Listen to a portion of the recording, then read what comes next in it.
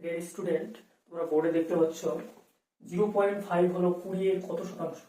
এটি SSC CGL 2022-এ আসা অঙ্ক। এটা কয়েক সেকেন্ডের মধ্যে তোমাদেরকে সলভ করে আমি দেখাচ্ছি। দেখো, বোর্ডে ফলো করো। 20 এর শব্দটা যখন থাকবে তার আগের সংখ্যাটা তলায় বসিয়ে দেবে। বসিয়ে দিলাম 20, তার উপরে বসিয়ে দিবে 0.5 গুণিত 100। এখানে পার্সেন্টেজ চিহ্নটা দিবে, কেননা কত শতাংশ বলেছে।